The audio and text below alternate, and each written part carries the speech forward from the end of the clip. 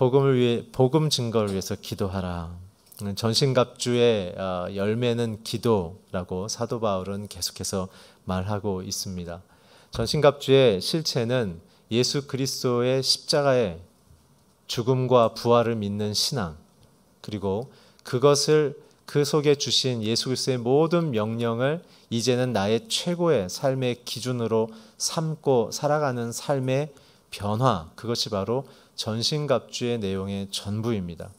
이 6가지의 아이템을 어떤 종교성을 부여해서 어떤 신비로운 초월적 현상으로만 끌고 간다면 그것은 사도 바울이 그리고 예수 그리스도가 주신 십자가를 너무나 희석하는 일이죠.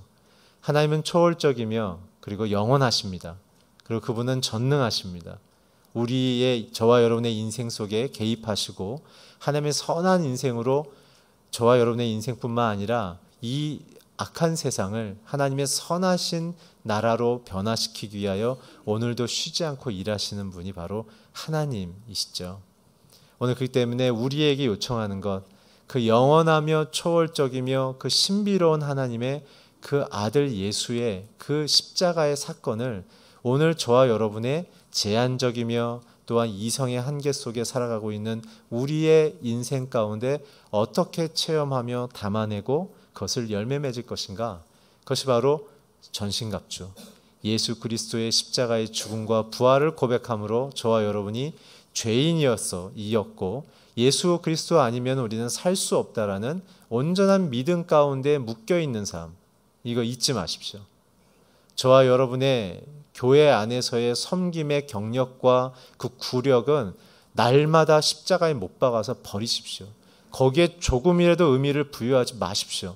여러분들이 어떠한 직분과 직함과 어떠한 역할을 하고 있음에 속지 마십시오. 예수만이 나의 전부입니다. 예수 그리스도만이 나의 오직 생명이십니다. 우리는 그것의 기쁨으로 우리에게 주신 교회 안에서의 역할, 가정에서의 역할, 세상의 역할을 기쁨으로 섬겨가는 것이지, 우리가 어떠한 위치에서 나의 것을 쌓아가기 시작한다면 그것은 전신갑주를 입은 것이 아니라 마귀의 괴계에 계속 깊이 침식하고 있다는 사실을 잊지 마셔야 합니다. 전신갑주를 입은 자들은 날마다 새롭습니다. 날마다 새 마음으로 예수를 기뻐하며 예수를 전하기에 힘쓰며 잃어버리고 소외된 자들을 향하여 나아가는 것이며, 그리고 사람들을 향하여 판단하는 말을 하는 것이 아니라 그들을 위로하며 격려하며 그들에게 소망을 던지는 말을 하는 분들이 바로 전신갑주를 입은 분들입니다. 그렇기 때문에 이것은 신앙이 오래됐기 때문에 입는 그런 것이 아닙니다. 지금 당장 예수를 믿었어도 지금 예수를 온전히 나의 구세주로, 그의 명령을 내가 온전히 사랑하며 따르기를 결정한 그 내적 동기와 태도가 있으면 그에게는 신앙의 시간과 상관없이 전신갑주가 입혀진다는 사실을 기억하십시오. 그 때문에 기독교 신앙은 굉장히 고상하면서도 높은 수준의 차원을 요구하는 것입니다. 예수를 믿으면 믿을수록 더 깊음으로 나아가며 사도 바울의 이 고백을 기억하십시오. 갈라디아서와 로마서는 똑같은 프레임과 똑같은 수위의 복음을 설명하고 있지만, 그러나 갈라디아서는 10장도 안 되는 짧은 책이지만 로마서는 20장 가까운 책으로 쓴 이유는 무엇입니까? 그렇게 20년 복음을 묵상하고 전해보니 내가 얼마나 죄인인가, 주님 앞에 사랑을 받을 수 없을 조건의 사람인 것이 너무나 처절하게 확인됨을 통해 그 십자가가 내게는 도저히 받을 수 없는 놀라운 선물이며 나는 그 십자가의 은총을 받을 수 있는, 혜택을 받을 수 없는 죄인 중에 괴수였음에도 불구하고 예수께서 나를 받아주셨구나라는 그 새 마음, 그 은혜, 그 감격, 죽음 직전에서도 가장 높은 수위의 찬송을 드렸던 사도 바울의 그 높은 하나님을 향한 예배자의 마음을 우리는 잊어서는 안 됩니다. 저와 여러분을 향한 사단의 괴계는 교회 생활 열심히 하게 하고 헌금 열심히 하게 하며 교회의 모든 지도를 잘 따르게 하지만 마음은 하나님을 향하여 무감각해지고 침식당하며 교회 안에서의 내가 누구인가에 대한 위치와 대접에 대하여 집중케 만드는 것이 바로 사단의 전략이라는 사실을 잊지 마십시오. 우리는 늘 광야를 떠도는 유류자처럼 흘러다니는 사람처럼 주님의 비전에 있는 곳을 향하여 달려나가는 사람들이 되어야 하는 것입니다. 절대 내 인생 속에 탑을 쌓지 마십시오. 성을 쌓지 마십시오. 예수님처럼 걸어 다니십시오. 잃어버리고 소외된 자들을 향하여 산을 넘고 들을 넘는 그 인생, 예수의 인생을 따라 사시길 주의 이름으로 축원합니다. 이것이 바로 전신갑주를 입은 자들의 모습이며 그러한 마음이 있기에 그들은 기도하는 것입니다. 아버지, 오늘 내게 어떤 일을 이루기를 원하십니까? 아버지, 내게 베푸신 이 크신 사랑이 내게 어떻게 나를 통하여 사람들에게 흘러가기를 원하십니까? 아버지의 심정, 아버지의 마음, 아버지의 기대만을 바라보는 자들, 그러한 자들이 곧 주께서 다시 재림하셨을 때 내 제자로 알아볼 자들이라고 말씀하셨던 것을 잊지 마십시오. 그 때문에 신앙은 우리에게 구원받을 만한 것은 이미 다 주어졌습니다. 내가 신앙을 잘 모르지 아니에요. 여러분들 이미 예수의 십자가를 이미 다 알고 계세요. 저와 여러분이 해야 될 건 무엇입니까? 이제 살아내는 일이에요. 살아내십시다.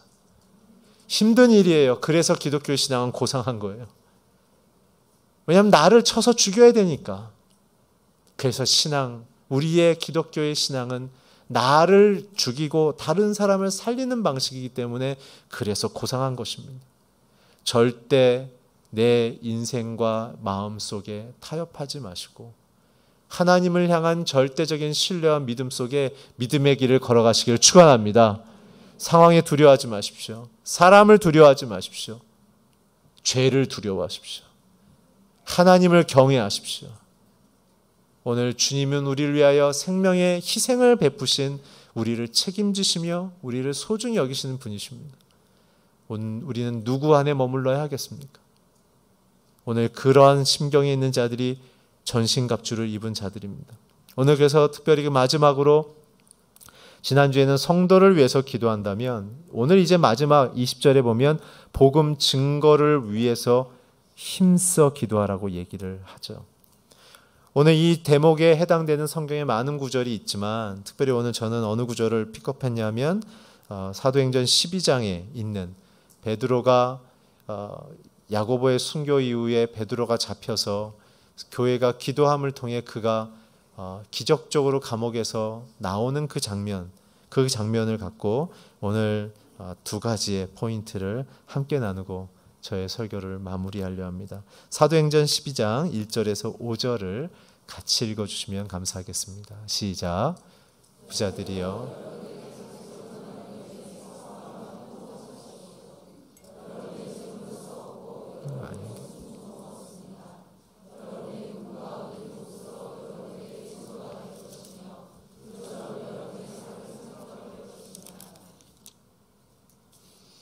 네, 이거 어디 거죠? 사도행전 12장인데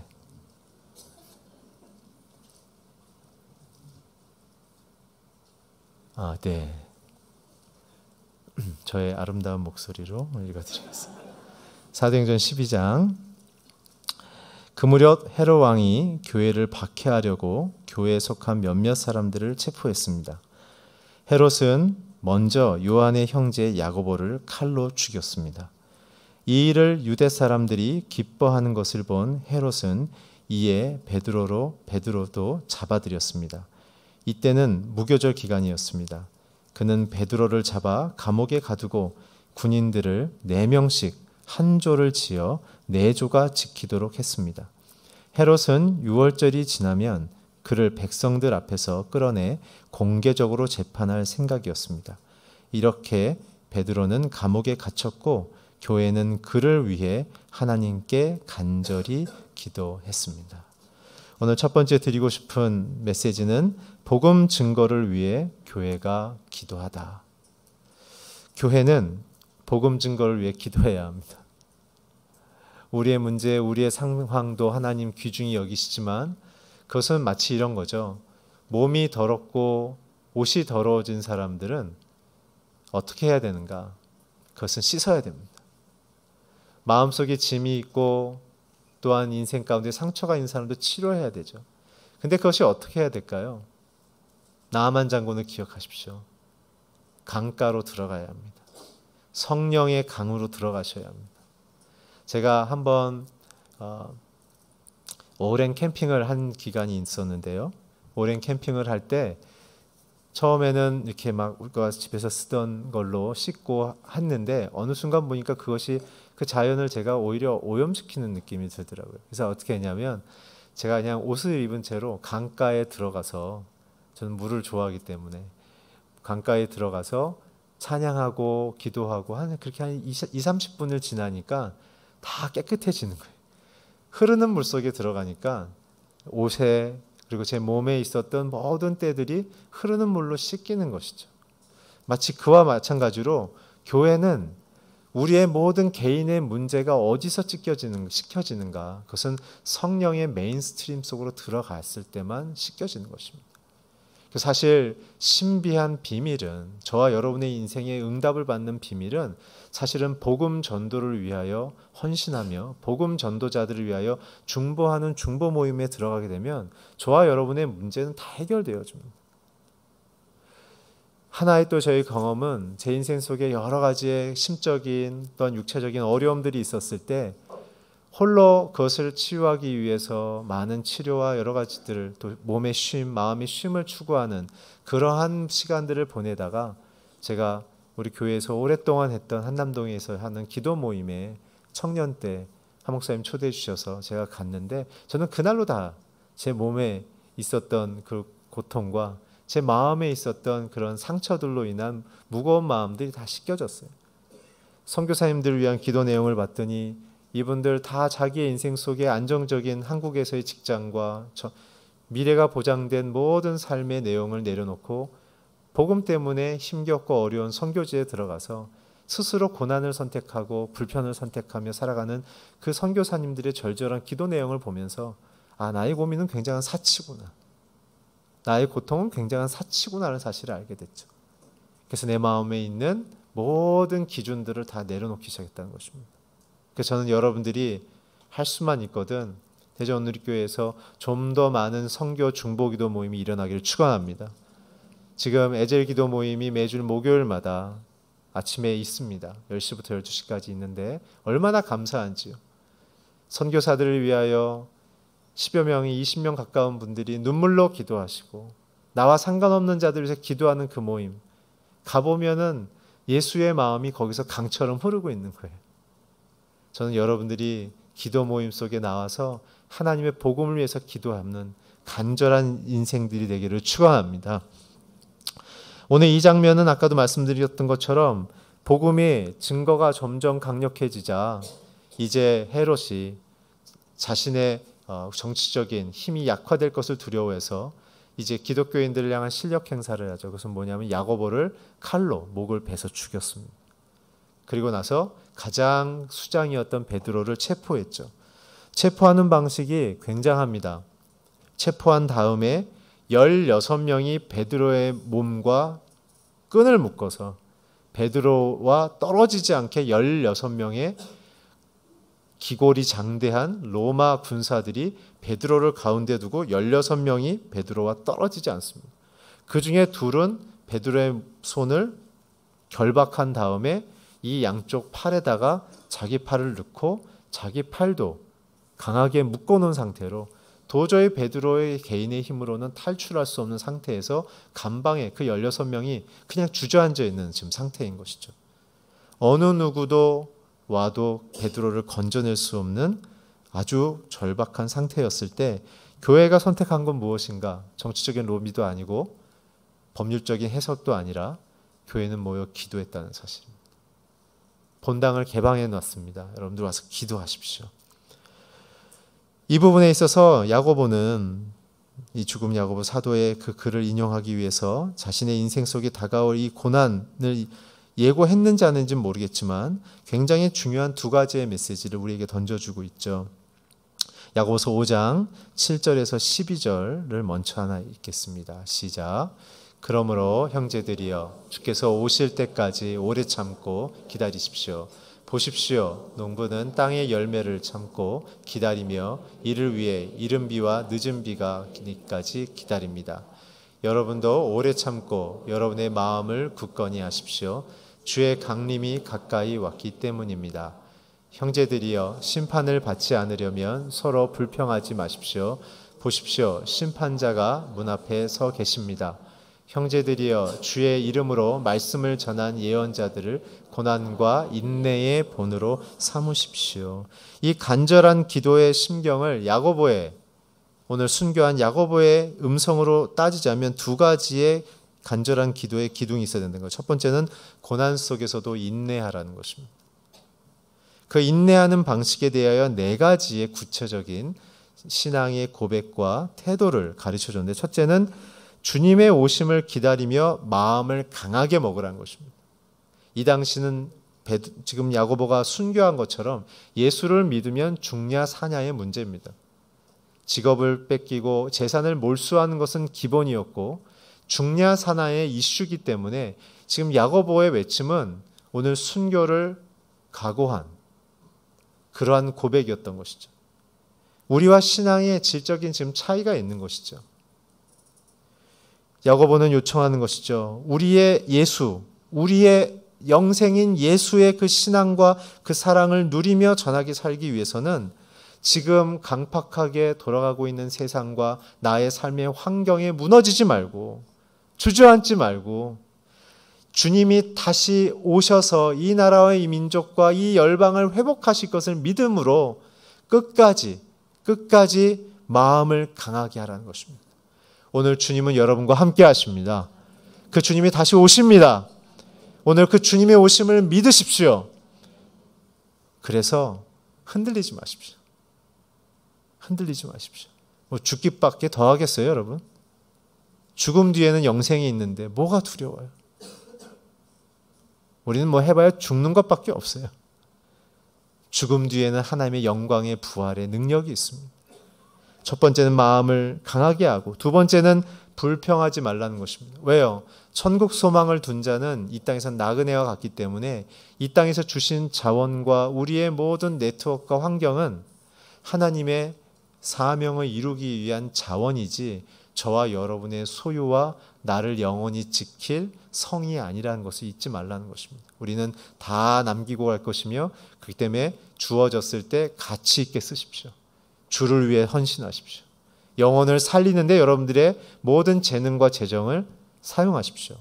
먼저 여러분들의 가정을 잘 단정히 돌보고 쓸 수 있는 것을 먼저 쓰신 후에 남는 부분을 그렇게 하라고 성경은 제시하고 있다는 것을 잊지 마시기 바랍니다. 그 때문에 우리는 주어진 환경 속에 조건 갖고 우리는 살지 않습니다. 예수의 사명과 비전으로 사는 것이죠. 그 때문에 우리는 불평하지 않는 것입니다. 오늘 야고보가 얘기합니다. 너의 입술이 내뱉는 그 앞에 심판자인 주님이 계시기에 주님 앞에서 말하든 말아라. 여러분, 불평은 여러분들의 명예를 더럽힙니다. 고난 속에서 여러분들이 명예로워질 수 있는 방법은 불평하지 않고 감사하는 것입니다.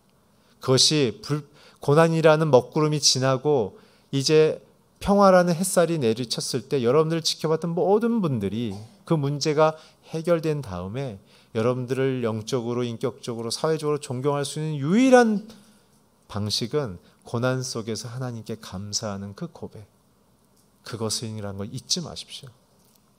세 번째는 주의 이름으로 복음을 전했던 전도자들의 본을 받으라고 얘기하는 것입니다. 저와 여러분의 사명은 땅끝까지 이르러 주님의 증인으로 살아가는 것입니다. 신앙이 액세서리가 아닙니다. 신앙이 우리의 전부입니다.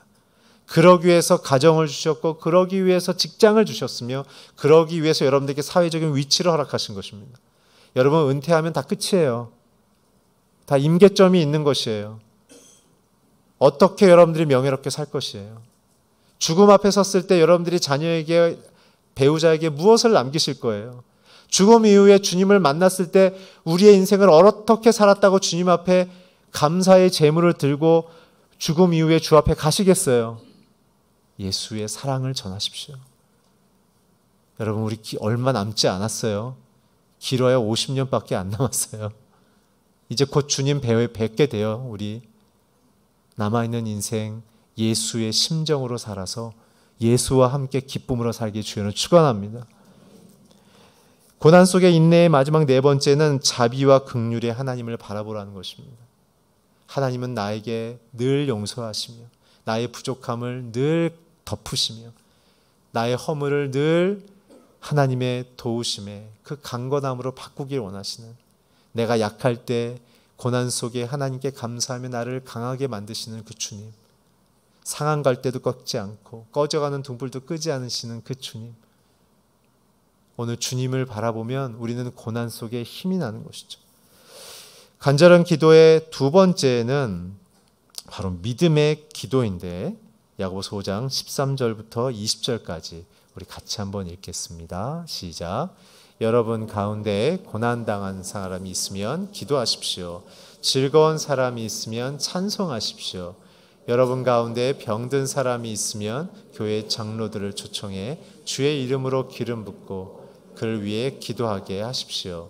믿음의 기도는 병든 사람을 낫게 할 것이며 주서 그를 일으키실 것입니다. 비록 그가 죄를 지었을지라도 용서받을 것입니다. 그러므로 서로 죄를 고백하고 병 낫기를 위해 서로 기도하십시오. 의인의 기도는 역사하는 힘이 큽니다. 엘리야는 우리와 본성이 같은 사람이었습니다. 그러나 그는 비가 오지 않기를 간절히 기도했더니 3년 반 동안 땅에 비가 내리지 않았습니다. 그리고 다시 기도했더니 하늘에서 비가 내리고 땅이 열매를 냈습니다.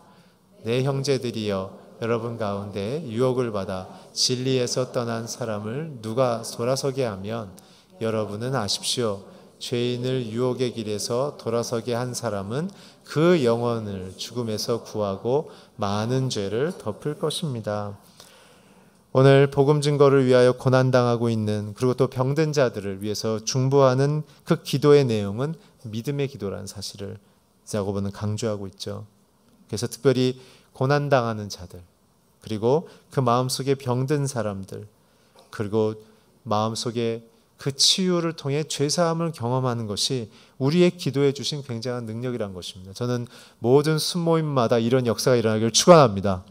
여러분들이 큐티 묵상을 나누고 자기의 삶의 약한 병든 마음을 나누고 정말 고난 속에 있는 그 약한 마음을 나눴을 때, 서로를 위하여 기도하고 서로를 위하여 중보했을 때 정말 주님의 마음, 주의 사랑, 주의 뜻을 간구하는 그 공동체를 통해서 여러분들의 병도 낫고 여러분들의 사명도 새로워지며 여러분들에게 인생이 하나님의 놀라운 시온의 대로가 열리기를 축원합니다.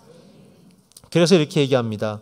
엘리야도 많은 기적을 베풀었던 사람이지만 그가 특별한 우리와 다른 영적인 DNA가 있었기에 그런 것이 아니라 그도 하나님 앞에 완전히 번아웃 되어져서 완전히 마음속에 마음이 무너져 버려서 사역하다 지치고 사람의 위협에 두렵고 그래서 우울증과 대인기피증에 빠져서 그가 깊은 곳으로 도망갔던 그런 약한 사람이지만, 그가 중요했던 것, 그 약함 속에서도 강한 주님의, 전능하신 주님의, 오직 한 분이신 주님의 이름만을 의지하고 그 약속만을 바라보며 기도했기에 그를 통하여 역사가 바뀌고 국가가 바뀌는 일들이 일어났다는 것입니다. 오늘 그래서 의인이라는 것은 도덕적인 의가 아니라 예수의 심경을 품은 자, 예수의 뜻을 품은 자, 예수가 원하는 것을 똑같이 갈망하는 자의 기도는 하늘에서 이루어지듯 땅에서도 이루어진다는 사실입니다. 오늘 그때 우리의 기도는 무엇이 되어야 되겠습니까? 복음을 전하다가 열심히 살아도 병 걸릴 수 있고, 열심히 복음 전하다가도 부도날 수도 있고, 열심히 복음 전하다가도 사람들의 모함 속에 고통을 당할 수도 있습니다. 그랬을 때 우리는 뭘 기도해야 되는 것입니까? 선하신 주님의 뜻이 내게 이루어 주소서. 그것이 믿음의 기도인 것입니다. 여러분 잊지 마십시오. 다른 모든 종교들은 give and take, 좋은 거 바치면 좋은 거를 주는 비인격적이고 탐욕적인 구조이지만, 유일하게 하나님을 믿는 우리의 기독교의 신앙은 자신을 희생하고 그리고 자신의 죄를 드러내서 부끄러움을 드러냈을 때 하나님은 우리에게 영광과 선을 베풀어 주시는 아름다운 신앙이란 것이죠. 진짜 우리가 그래서 경건해질 수 있는 것입니다. 그래서 우리에게 영광을 주죠. 비진리, 복음을 떠났던 자들이 돌아오고, 그리고 자신의 죄를 토해내고 돌이키게 한 자, 여러분들은 그들의 영혼을 구한 자이며 죄를 덮어주는 예수의 모습처럼 그들 앞에 서게 될 것이다. 이게 가장 영광스러운 성도들의 모습입니다. 나도 죄인이지만 누군가에게 예수의 심경과 모습으로 대해줄 수 있다는 것이 얼마나 아름다운 일입니까? 저는 대전교회 모든 성도님들이 서로에게 그렇게 서로를 발견하는 아름다운 관계가 되기를 축복합니다. 큰 두 번째는 사도행전 12장 6절에서 10절로 다시 돌아오면 제가 읽어드리도록 하겠습니다. 6절부터 10절. 헤롯이 베드로의 재판장으로 끌어내려고 하던 전날 밤 베드로는 두 개의 쇠사슬에 묶인 채 두 명의 군인들 사이에서 잠들어 있었고 경비병들이 감옥 문을 지키고 서 있었습니다. 그런데 갑자기 주의 천사가 나타나더니 감방의 빛이 환하게 비치는 것이었습니다. 그가 베드로의 옆구리를 찔러 깨우며 어서 일어나거라 하고 말했습니다. 그러자 베드로의 손목에 매어 있던 쇠사슬이 풀렸습니다. 그때 천사가 베드로에게 허리띠를 메고 신을 신으라 하고 말하자 베드로는 그렇게 했습니다. 천사가 다시 겉옷을 입고 나를 따라오너라 하고 말했습니다. 베드로는 천사를 따라 감옥에서 나오면서도 도대체 천사가 하는 일이 꿈인지 생신지 알 수 없었습니다. 그저 환상인 것만 같았습니다. 그들은 첫 번째 경비병들과 두 번째 경비병을 지나서 성으로 통하는 철문에 이르렀습니다. 그 문이 저절로 열려 그들은 바깥으로 나왔습니다. 거리를 하나 지나자 갑자기 천사가 떠났습니다. 두 번째 오늘 메시지의 큰 제목은 기도는 고난의 길을 기적의 길로 바꾼다라는 것이죠. 오늘 놀랍습니다. 천사가 베드로에게 했던 말, 허리띠를 띠고 신을 신고 겉옷을 입고 나를 따르라. 이것은 출애굽기 6월절에 있었던 이스라엘 백성에게 향한 하나님의 명령이었죠. 그들에게 노예로 있었던 그 자리를 박차고 이제는 하나님의 자녀로서의 영광스러운 약속의 땅으로 가는 첫 번째의 그 태도는 너희들이 있는 그 익숙한 곳을 다 떠나라는 것이었습니다. 오늘 베드로도 얘기하는 것이죠. 너가 풀 수 없는 그 결박의 순간 하나님의 천사가 임하자 풀리는 것입니다. 천사는 어떤 역할입니까? 주의 성도들을 돕는 역할이죠. 그다음 어떤 성도들을 돕습니까? 주님을 사랑하며 주의 뜻을 이루고자 하는 성도들을 돕는 것이 천사들의 역할인 것입니다. 오늘 저와 여러분의 인생 속에 주의 뜻을 쫓음을 통해 하나님이 보내주신 성령의 능력과 더불어 천사들의 도움을 받아 날마다 하나님의 그 기적의 길을 걸으시길 주의 이름으로 축복합니다. 그래서 우리는 그 마음을 갖고 출발해야 되는 것이죠. 또한 바울이 얘기한 것처럼 우리의 진리의 허리띠이신 예수를 다시 묶으시길 바랍니다. 그리고 평화의 복음의 신으로 다시 신으시기를 바랍니다. 그리고 하나님의 그리스도의 예수의 옷을 입고 이제는 세상을 향하여 주를 따라 살아가십시오. 이를 통해 베드로는 이제 자신이 한 것이 아무것도 없지만 하나님의 기적으로 문이 열리고 그가 고난 속에서 머물렀던 길이 이제는 기적의 길로 탈출하는 통로가 열리는 것이죠. 40년의 광야 맛도 마찬가지 아니겠습니까?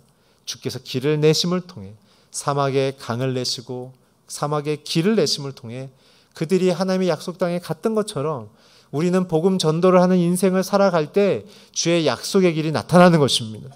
오늘 여러분들의 인생 속에 주의 복음을 전함을 통해 하나님의 그 놀라운 시온의 대로를 경험하기를 축원합니다.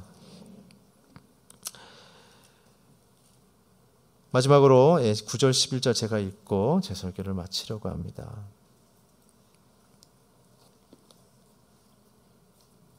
제가 11절 한 번 더 읽겠습니다. 그제서야 비로소 베드로는 정신이 들어 이제야 분명히 알겠다. 주께서 천사를 보내 헤롯의 소나기와 유대 사람들의 모든 기대에서 나를 구해 주셨다라고 말했습니다. 누군가의 중보기도를 통해 베드로는 하나님의 역사를 경험하는 것이죠.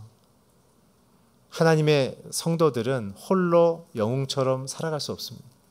서로를 기도를 통해 서로의 사역을 위해 서로의 가정을 위하여 기도했을 때 헤롯의 소나기처럼 우리를 얽어매려는 사단의 계략으로부터 벗어날 수 있으며, 그리고 자신들의 욕심과 의도대로 나를 조종하려는 듯한 유대의 지도자들의 그 원함에서도 벗어나는, 사람들의 그 계획으로부터 벗어날 수 있는 유일한 능력은 어디서부터 오는가? 하나님의 그 능력과 도우심, 그것을 구하는 중보 기도로부터 출발한다는 사실을 잊지 마시기 바랍니다. 기도의 영향력은 나를 통해서 나타나는 것이 아니라 하나님의 손길로 이루어진다. 그 하나님의 손길은 무엇입니까? 상황과 사람을 통해 하나님은 내게 하나님의 길을 열어주신다는 것이죠. 오늘 우리에게 있어서는 그래서 분명히 주의 복음을 위하여 헌신하는 태도가 필요합니다. 대전 오늘교회 성도 여러분, 주의 복음을 위해 살아가시기를 축원합니다. 오늘 여러분들의 인생 속에 그리스도가 함께 하십니다. 땅끝까지 이르러 주와 함께 승리하십시오. 여러분들의 가정 안에 주의 보혈의 능력으로 거룩하며 성결케 되어지며 날마다 주의 능력 가운데 하나님의 기쁨을 누리시기를 주의 이름으로 축원합니다. 기도하겠습니다. 하나님 감사합니다. 주의 세우신 귀한 가정, 성도님들, 이 교회 위에 오늘 주께서 주신 약속하신 이 모든 전신갑주의 능력과 그 은총들이 함께 임하여 주님이 오시는 그날까지 우리 모든 성도님들이 승리하는 인생을 살기를 간구하오니 주여 역사하여 주시옵소서. 예수 그리스도의 이름으로 기도드렸습니다. 아멘.